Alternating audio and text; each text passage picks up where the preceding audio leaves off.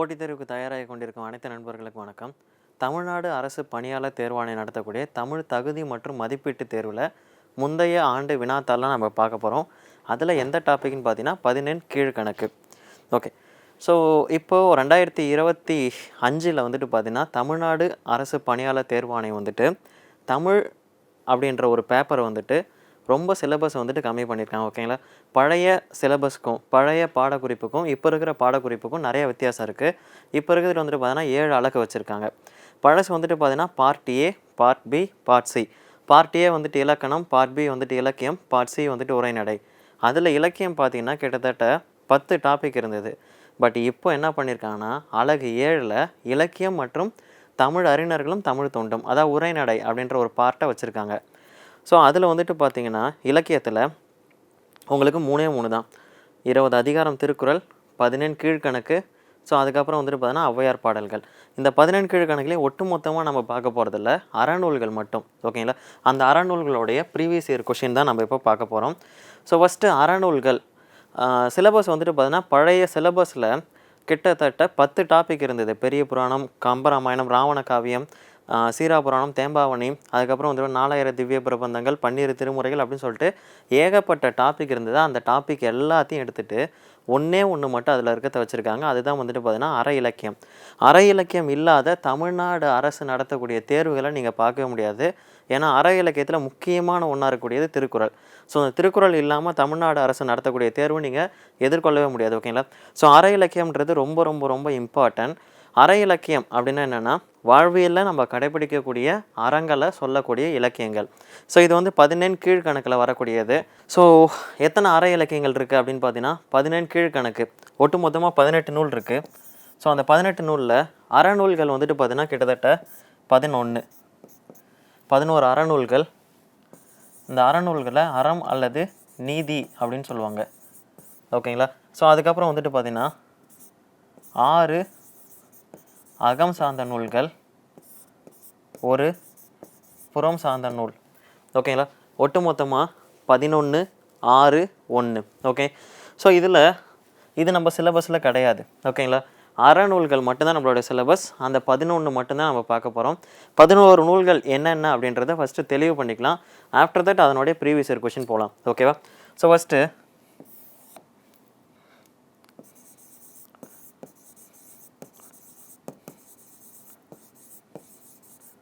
திருக்குறள்,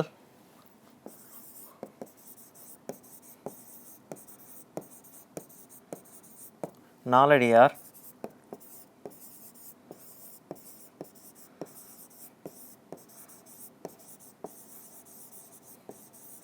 பழமொழி 400,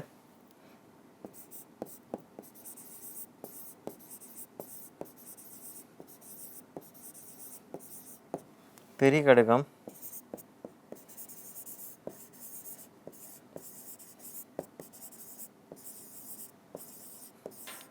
சிறுபஞ்சமூலம், ஏலாதி,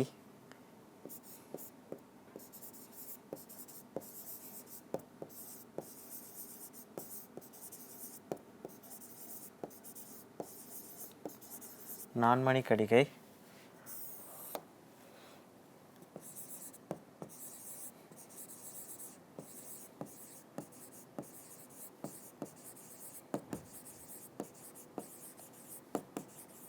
முதுமொழி காஞ்சி,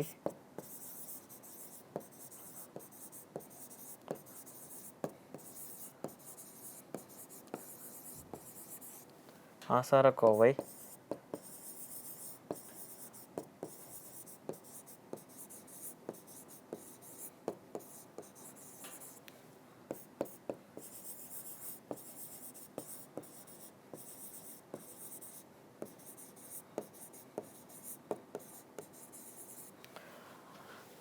ஸோ மொத்தம் வந்துட்டு பார்த்தீங்கன்னா 11 அறநூல்கள் இருக்குது.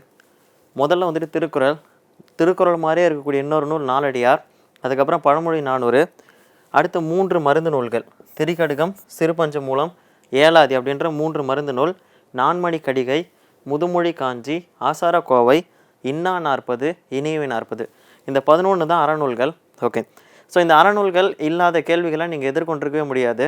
இது தமிழ்நாடு பணியாளர் தேர்வாணையம் நடத்தக்கூடிய டிஎன்பிஎஸ்சி குரூப் 4 2 அப்படின்ற முந்தைய வினாத்தாளில் கேட்ட 17 கீழ்கணக்கு நூல்களை 1 by 1 நம்ம பார்க்கலாம். ஓகேங்களா? ஸோ அதில் ஃபஸ்ட்டு கொஷின், 5 சிறிய வேர்களை கொண்ட நூல்.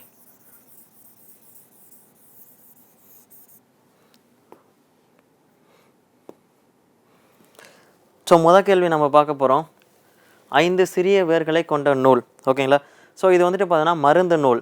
ஓகே, ஸோ 5 சிறிய வேர்களை கொண்ட நூல் சிறு பஞ்ச மூலம்.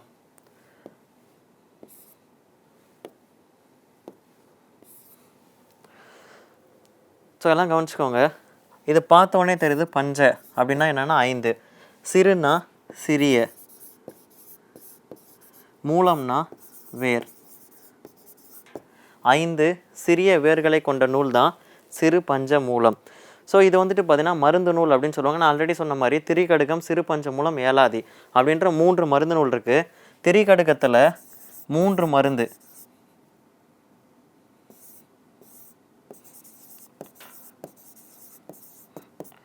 மருந்து பொருளாலானது. ஸோ திரினா 3, கடுகம்னா காரம் உள்ள பொருள். ஸோ 3 மருந்து பொருளாலானது. சிறு பஞ்ச மூலம் அப்படின்றது பார்த்தீங்கன்னா 6 மருந்து பொருளால் ஆனது, சிறிய 5 வேர்களை கொண்டது. திரிகடுகம் 3 மருந்து பொருளால் ஆனது, சிறு பஞ்ச மூலம் வந்துட்டு பார்த்தீங்கன்னா 5 மருந்து பொருளால் ஆனது, ஏலாதி 6 மருந்து பொருளால் ஆனது. இந்த 3 வந்துட்டு பார்த்தீங்கன்னா மருந்து நூல்கள் அப்படின்னு சொல்லுவாங்க. அதில் 5 சிறிய வேர்களை கொண்ட நூல் வந்துட்டு பார்த்தீங்கன்னா சிறு பஞ்ச மூலம். ஓகேங்களா? இந்த நூலை எழுதுனது யாருன்னு பார்த்தீங்கன்னா காரியாசான்.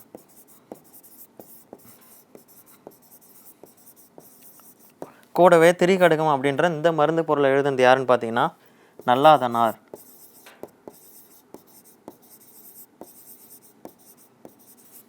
ஏலாதி யார் எழுதியிருக்கான்னு பார்த்தீங்கன்னா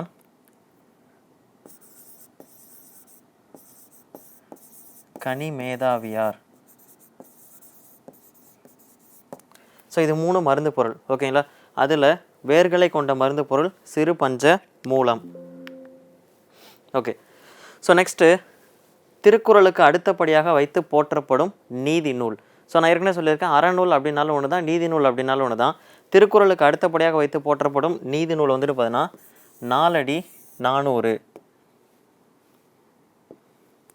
ஓகே, ஸோ ஏன் இதை திருக்குறளுக்கு அடுத்தபடியாக வைத்து போட்டுறாங்கன்னா, திருக்குறளில் என்னென்னலாம் இருக்கோ அது வந்துட்டு பார்த்தீங்கன்னா 4 அடியாரில் இருக்குது. ஓகே, ஸோ அதனால் இது வந்துட்டு பார்த்தீங்கன்னா குட்டி திருக்குறள் அப்படின்ற ஒரு நிக்நேமும் சொல்லுவாங்க, குட்டி திருக்குறள்.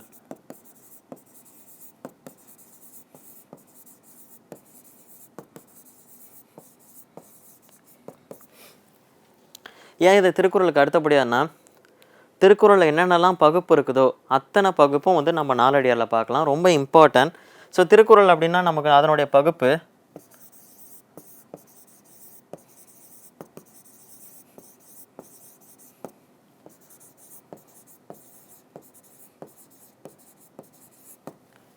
திருக்குறளில் மொத்தம் எத்தனை குறள் இருக்குதுன்னு பார்த்தீங்கன்னா 1330 குறள். 4 அடியாரில் எவ்வளோ பாடல்கள் இருக்குது அப்படின்னு பார்த்தீங்கன்னா 400 பாடல்கள். ஸோ இது வந்துட்டு பார்த்தீங்கன்னா எத்தனை அதிகாரமாக வச்சுருக்காங்கன்னா 133 அதிகாரம். இதில் எத்தனை அதிகாரம்னா 40 அதிகாரம். ஸோ இதில் எத்தனை பால்? திருக்குறளில் 3 பால். ஸோ அதே மாதிரி 4 அடியார்லேயும் 3 பால். ஓகேங்களா? ஸோ திருக்குறளில் என்னென்னலாம் இருக்கோ அது அப்படியே 4 அடியாரில் இருக்கத்தால் தான் திருக்குறளுக்கு அடுத்தபடியாக வைத்து போற்றப்படும் நூல் 4 அடியார். இதுக்கு இன்னொரு நிக்நேம் குட்டி திருக்குறள் அப்படின்ற ஒரு நிக்நேமும் இருக்குது. ஓகேங்களா? ஸோ இதை தாண்டி வந்துட்டு பார்த்தீங்கன்னா திருக்குறளும் 4 அடியாரும் ஈக்குவல்ன்றதால ஆளும் வேலும் பல்லுக்குருதி, 4ம் 2ம் சொல்லுக்குருதி அப்படின்ற ஒரு பழமொழி நமக்கு இருக்குது. ஆலமரத்து குச்சியும் வேப்ப மரத்து குச்சியும் நம்ம போட்டு விளக்கினா பல்லு ஸ்ட்ராங்காக இருக்கும். அதே மாதிரி 4ம் 2ம் 4 அடியாரையும் திருக்குறளையும் படிச்சுன்னா நம்ம சொல்லு ஸ்ட்ராங்காக இருக்கும் அப்படின்னு ஒரு பழமொழி இருக்குது. இதை தாண்டி பழகு தமிழ் சொல்லருமை 4 2 அப்படின்ற ஒரு பழமொழி இருக்குது. தமிழை நீங்கள் பழகணும்னு ஆசைப்பட்டீங்கன்னா எங்கெங்கே வரலான்னா 4 அடியார்லேயும் திருக்குறளையும் வந்து பழகிக்கலாம் அப்படின்னு சொல்லுவாங்க. ஸோ திருக்குறளுக்கு அடுத்தபடியாக வைத்து போற்றப்படும் நூல் 4 அடி 400. நெக்ஸ்ட்டு, பொருட்பாலில் உள்ள இயல்களின் எண்ணிக்கை. ஸோ இது வந்து திருக்குறள்லேருந்து வந்த கேள்வி. ஃபர்ஸ்ட் ஆஃப் ஆல் திருக்குறள் அப்படின்றது 1330 குறள்களை கொண்டுள்ளது. ஓகேங்களா? ஸோ அதில் வந்துட்டு பார்த்தீங்கன்னா 133 அதிகாரம், அதை தாண்டி 3 பால்களில் வச்சுருக்காங்க. ஓகேங்களா? ஸோ அந்த 3 பால் என்னன்னு பார்த்தீங்கன்னா அறம், பொருள், இன்பம். அறத்துப்பால், பொருட்பால், இன்பத்துப்பால். ஓகேங்களா? ஸோ இந்த அறத்துப்பாலில் வந்துட்டு பார்த்தீங்கன்னா கிட்டத்தட்ட 38 அதிகாரம், பொருட்பாலில் 70 அதிகாரம், இன்பத்துப்பாலில் 25 அதிகாரம். ஸோ கூட்டினீங்கன்னா 133 அதிகாரங்களை கொண்டுள்ளது. ஸோ இதோட நம்ம நிறுத்தியிருந்தால் பரவாயில்ல. இந்த அறத்துப்பாலில் எத்தனை இயல்கள் இருக்குது, பொருட்பாலில் எத்தனை இயல்கள் இருக்குது, இன்பத்துப்பாலில் எத்தனை இயல்கள் இருக்குது அப்படின்னு சொல்லிட்டு ஒரு கேள்வி கேட்பாங்க. ஸோ அறத்தில் வந்துட்டு பார்த்தீங்கன்னா 4 இயல்கள் இருக்குது.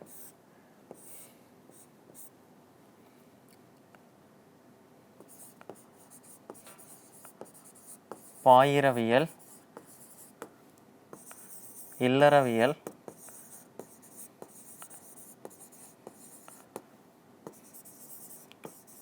துறவறவியல்,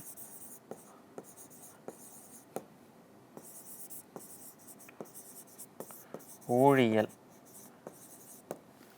பாயிரவியல், இல்லறவியல், துறவறவியல், ஊழியல் அப்படின்னு சொல்லிட்டு அறத்துப்பாலில் 4 இருக்குது. பொருட்பாலில் 3 இருக்குது.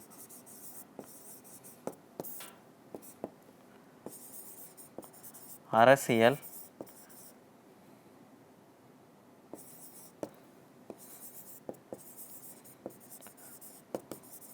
அங்கவியல்,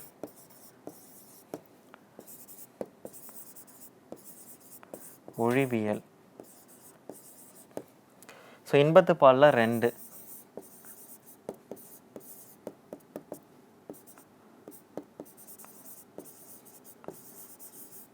களவியல், கற்பியல்.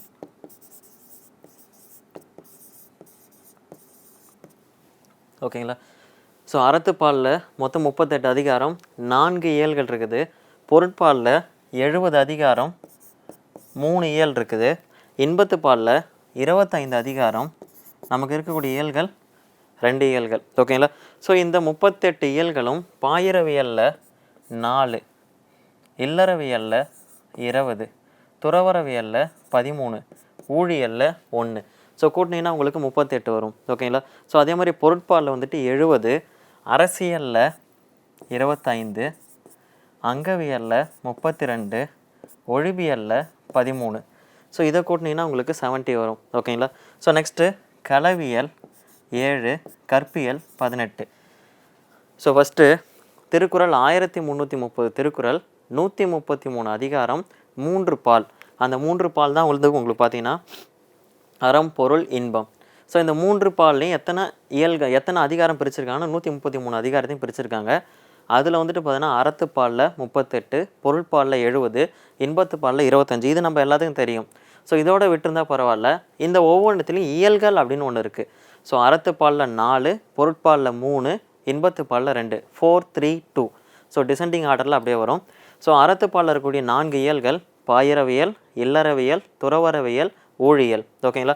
ஸோ பாயிரவியல் மொத்தம் 38ஐயும் நம்ம பிரித்து எழுதணும். பாயிரவியல் 4, இல்லறவியல் 20, துறவறவியல் 13, ஊழியல் 1. ஸோ நெக்ஸ்ட்டு இன்பத்துப்பாலில் வந்துட்டு பொருட்பாலில் வந்துட்டு பார்த்தீங்கன்னா 70 அதிகாரம். இந்த பொருட்பால் 3ஆக பிரிக்கலாம். அரசியல், அங்கவியல், ஒழிபியல்.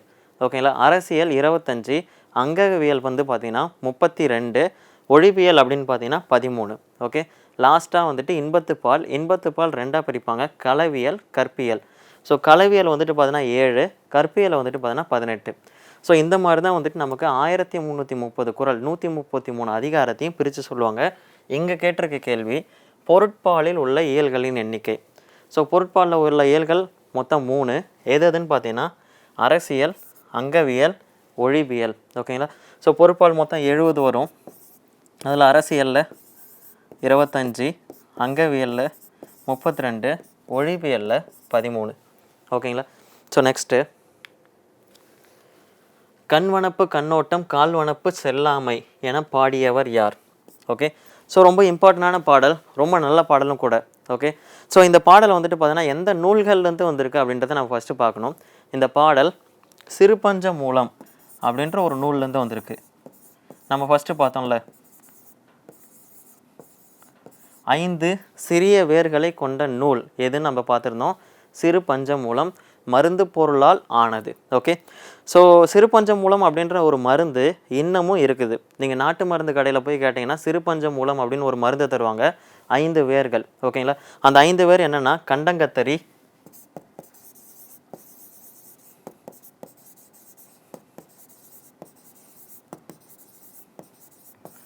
சிறுவழுதுணை,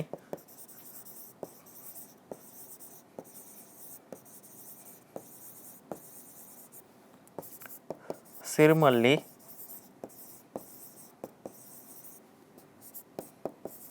பெருமல்லி,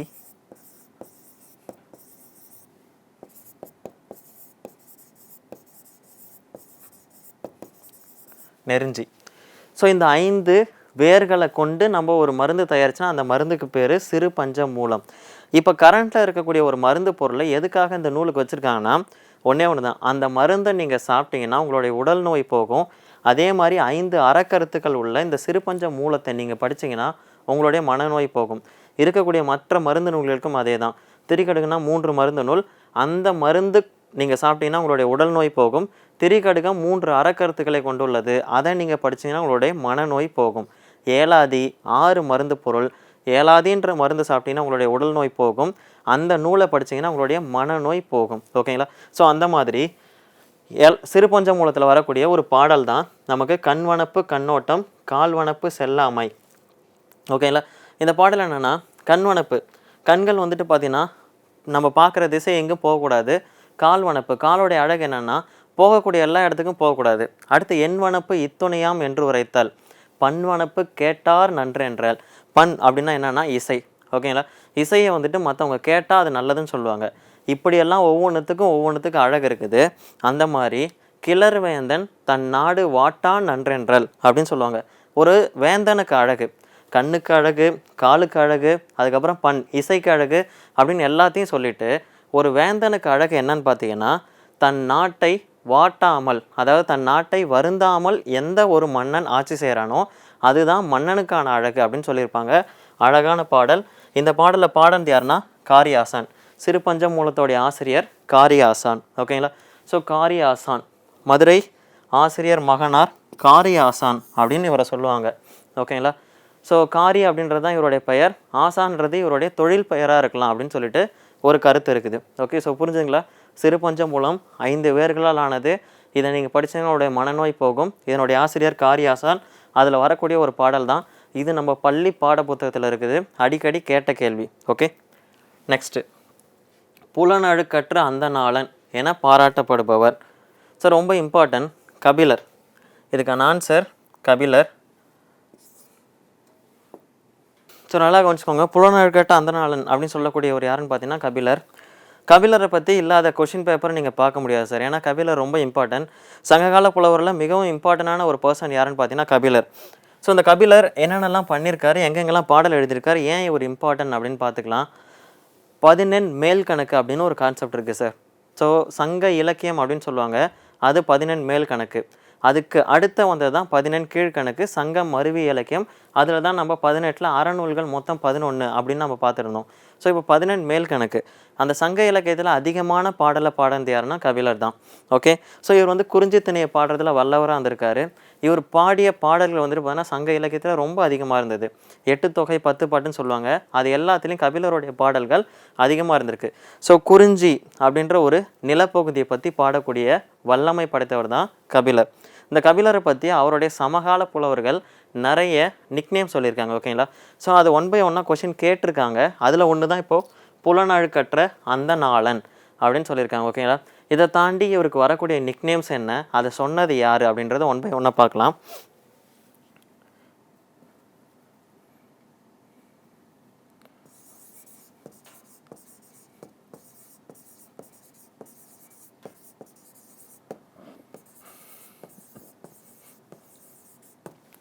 வாய்மொழி கபிலன் அப்படின்னு சொல்லுவாங்க சார்.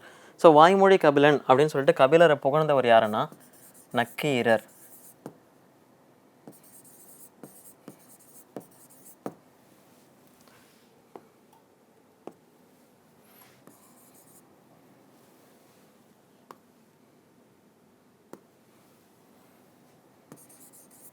வாய்மொழி கபிலர் அப்படின்னு சொல்லிட்டு கபிலனை புகழ்ந்தது யாருன்னு பார்த்தீங்கன்னா நக்கீரர்.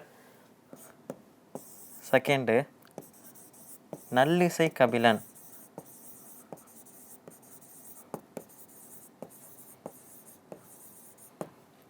அதை சொன்னது யாருன்னா பெருங்குன்று கிழார்.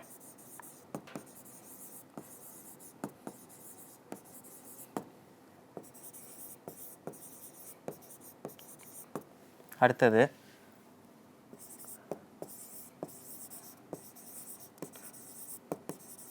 வெறுத்த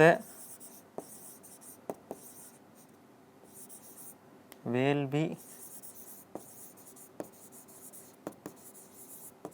விளங்கும்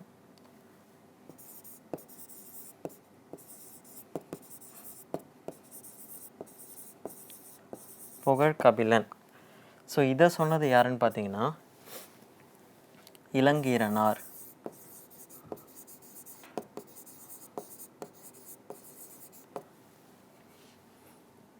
நெக்ஸ்ட்டு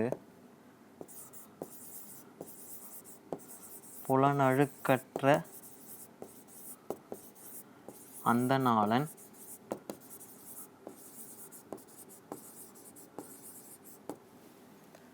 பொய்யா நாவிற் கபிலன்.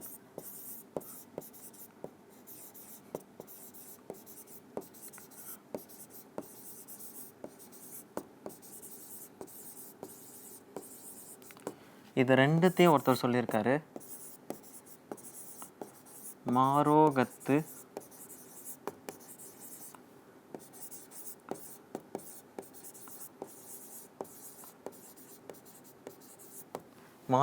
நப்பசலையார்.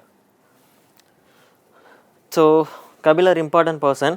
ஸோ அவரை பற்றி வந்துட்டு பார்த்தீங்கன்னா 4 பர்சன் வந்துட்டு சொல்லியிருக்காங்க அவருடைய சமகால புலவர்கள். வாய்மொழி கபிலன் அப்படின்னு சொல்லிட்டு கபிலர் புகழ்ந்தது யாருன்னா நக்கீரர். நெக்ஸ்ட் வந்துட்டு நல்லிசை கபிலன் அப்படின்னு சொன்னது யாருன்னா பெருங்குன்று கிழார். அடுத்து வெறுத்த வேள்வி விளங்கும் புகழ் கபிலன் அப்படின்னு சொன்னது யாருன்னு பார்த்தீங்கன்னா இளங்கீரனார். புலனழுக்கற்ற அந்தணாளன் அப்படின்ற ஒரு நிக்நேமும் பொய்யா நாவிற் கபிலன் அப்படின்ற செகண்ட் நிக்நேம், இது ரெண்டுத்தையும் சொன்னது யாருன்னா மாரோகத்து நப்பசலையார் அப்படின்ற ஒரு சமகால புலவர்.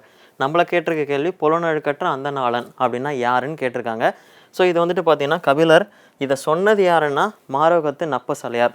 ரொம்ப இம்பார்ட்டன்ட் சார். கபிலர் வந்துட்டு பார்த்தீங்கன்னா சங்க இலக்கியத்தில் நிறையா பாடல் பாடியிருக்காங்க. ஸோ குறிஞ்சி பாட்டு அப்படின்றதுல கபிலர் பாடியிருக்காரு. அதுக்கப்புறம் வந்துட்டு பார்த்தீங்கன்னா 10 அப்படின்னு சொல்லிட்டு சொல்லக்கூடிய 8 தொகை நூல், அதில் வந்துட்டு பார்த்தீங்கன்னா 7ஆம் பத்தை பாடியவர் கபிலர் தான். ஓகேங்களா. இதை தாண்டி இன்னும் நிறையா பாடல்கள் கபிலரால் இயற்றப்பட்டது. ஐங்குறுநூறு அதில் குறிஞ்சி திணை பாடியிருக்காரு. கலித்தொகையில் குறிஞ்சி கலியை பாடியிருக்காரு. இதை தாண்டி வந்துட்டு இதை தாண்டி நற்றிணை குறுந்தொகை அப்படின்ற பாடல்களையும் கபிலருடைய பாடல்கள் ஏராளமாக இருக்குது. ஓகேங்களா. நெக்ஸ்ட்டு மலர்தலை ஞாலத்து மண்ணுயிர்க்கெல்லாம் தகுதியால் வாழ்தல் இனிதே அப்படின்னு வரும் சார். இனியவை 40. ஸோ இந்த இனியவை 40 14 கீழ்கணக்கு. ஓகே. ஸோ இது நம்ம சிலபஸில் இருக்குது. இந்த இனியவை 40 பாடல் யாருன்னா கபிலர். ஸோ இப்போ லாஸ்ட்டாக பார்த்தோம்ல அந்த கபிலர் தான் சார். சங்க இலக்கியத்தில் மட்டும் கிடையாது, சங்கம் மருவிய இலக்கியத்தில் 18 நூல்கள் இருக்குது. அதில் அறநூல்கள் மொத்தம் 11. அதில் ஒரு நூலான இனியவை 40 அப்படின்ற நூலையும் பாடியுள்ளார் கபிலர். ஸோ அதில் இனிதே இனிதே அப்படின்னு வரும் சார். குழவி பிணியின்றி வாழ்தல் இனிதே. ஓகே. ஸோ குழவி வந்துட்டு நோய் இல்லாமல் வாழுது. குழவினா குழந்தை. ஸோ எதெல்லாம் இனிது அப்படின்னு சொல்லிட்டு இனியவை 40 பற்றி பாடியிருப்பார் கபிலர். ஸோ இனியவை 40 அப்படின்னா என்னன்னு பார்த்துடலாம்.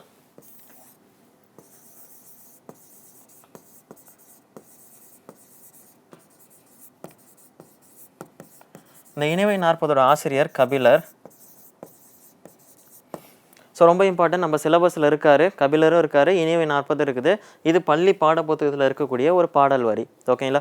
ஸோ இனியவை அப்படின்னா ஹாப்பினஸ், இன்பம் தரக்கூடிய பாடல்.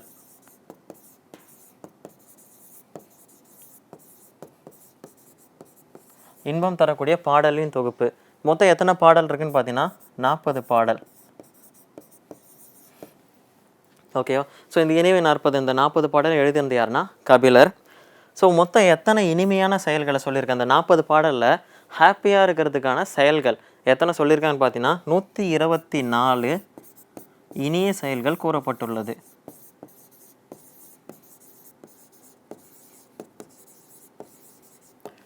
ஸோ ரொம்ப இம்பார்ட்டன்ட். மலர்தலை ஞாலத்து மண்ணுயிர்க்கெல்லாம் தகுதியால் வாழ்தல் இனிதே அந்த இனிதேன்னு கொடுத்துருந்தா இனியவை நாற்பது போட்டிருப்பாங்க. ஸோ அதனால தான் வந்துட்டு அதை எப்போவுமே கட் பண்ணி கொடுத்துருக்காங்க. ஸோ இது வந்துட்டு பார்த்தீங்கன்னா இனியவை நாற்பது அப்படின்ற ஒரு நூலை சார்ந்தது. இனியவை நாற்பதோட ஆசிரியர் யாருன்னு பார்த்தீங்கன்னா கபிலர். ஸோ இதுக்கு முன்னாடி கபிலரை பற்றி ஃபுல்லாகவே பார்த்துருந்தோம். 17 கீழ்கணக்குலேயும் ஒரு பாடல் எழுதியிருக்காரு. இந்த இனியவை நாற்பது மொத்தம் 40 பாடல்களை கொண்டுள்ளது. இனிமையான கருத்துக்களை சொல்லக்கூடியது. மொத்தம் எத்தனை இனிமையான செயல்களை சொல்லுதுன்னு பார்த்தீங்கன்னா 124 இனிய செயல்களை பற்றி சொல்லக்கூடியது. நெக்ஸ்ட்டு அடைமொழியால் குறிக்கப்பெறும் நூல். ஸோ 2022 கேட்ட கேள்வி. 2022 நிறைய ஆஸ்பிரண்ட் வந்து தப்பு பண்ண கொஷின். ஓகேவா? அடைமொழியால் குறிக்கப்பெறும் நூல். Option A Nedunthogai, option B வந்துட்டு Thirukkural, C Muthollayiram, D Kambaramayanam. So இந்த 4 ஆப்ஷனில் எல்லாரும் வந்துட்டு பார்த்தீங்கன்னா ஆப்ஷன் ஏவை டிக் பண்ணியிருந்தாங்க. ஓகே, ஸோ ஏ வந்துட்டு டிக் பண்ணுறதுக்கான ரீசன் என்னென்னா அகநானூறு வந்து நெடுந்தொகை அப்படின்னு சொல்லுவாங்க. ஓகே, ஏன் நெடுந்தொகை அப்படின்னு சொல்கிறாங்கன்னா அகநானூறு 13லேருந்து 31 அடிகள். ஸோ 8 தொகையிலேயே இருக்கிறதுலே அதிகமான அடிகளை கொண்டது அகநானூறு. நெடிய அடிகளை கொண்டுள்ளதால் இதனை நெடுந்தொகை என அழைக்கிறோம் அப்படின்னு ஒரு கான்செப்ட் இருக்குது. ஸோ எல்லாம் என்ன நினச்சிருக்காங்கன்னா அடைமொழியால் குறிக்கப்பெறும் நூல் அப்படின்னா நெடுந்தொகை அப்படின்னு நினச்சி டிக் பண்ணியிருக்காங்க. பட் நெடுந்தொகை கிடையாது. ஓகேங்களா? ஃபர்ஸ்ட் ஆஃப் ஆல் நமக்கு அடைமொழிக்கும் வேறு பெயருக்கும் வித்தியாசம் தெரியணும். ஸோ பேர்லேயே இருக்க அடைமொழி. அடைமொழின்னா என்னென்னா ஒரு பேருக்கு முன்னாடியோ பின்னாடியோ, ஓகேங்களா, முன்னாடியோ இல்லை பின்னாடியோ சேர்க்கக்கூடிய வார்த்தை தான் அடைமொழி. ஓகே, ஸோ நம்ம பேருக்கு முன்னாடி இல்லை பின்னாடி ஏதாவது ஒரு வார்த்தை சேர்த்து நம்ம சொல்லுவோம். ஸோ அதை தான் நம்ம அடைமொழின்னு சொல்கிறோம். வேறு பெயர் அதில் இருக்குது பாருங்கள், வேறு பெயர். ஓகே, உங்கள் பேரே இல்லாமல் எல்லாரோடைய வீட்லேயும் பார்த்தீங்கன்னா செகண்ட் நேம் அப்படின்னு ஒன்று வைப்பாங்க. உங்களுடைய நேம் ரமேஷாக இருந்தால் வீட்டில் கூப்பிட்றது வேறு ஏதாவது இருக்கும். ஓகேங்களா? ஸோ அதுதான் வேறு பெயர். அடைமொழினா என்னென்னா உங்கள் பேருக்கு முன்னாடியோ பின்னாடியோ சேர்க்கக்கூடிய வார்த்தை. இங்கே என்ன கேட்டிருக்காங்கன்னா அடைமொழி. ஓகே, பட் நீங்கள் எல்லோரும் நிறைய பேர் டிக் பண்ணதுன்னா நெடுந்தொகை. இது எதனுடைய வேறு பெயர்னா அகநானூரோடைய வேறு பெயர் அப்படின்னு கொஸ்டின் கேட்டிருந்தா இது ரைட்டு. பட் இவங்க கேட்குறது அடைமொழி. ஓகேங்களா?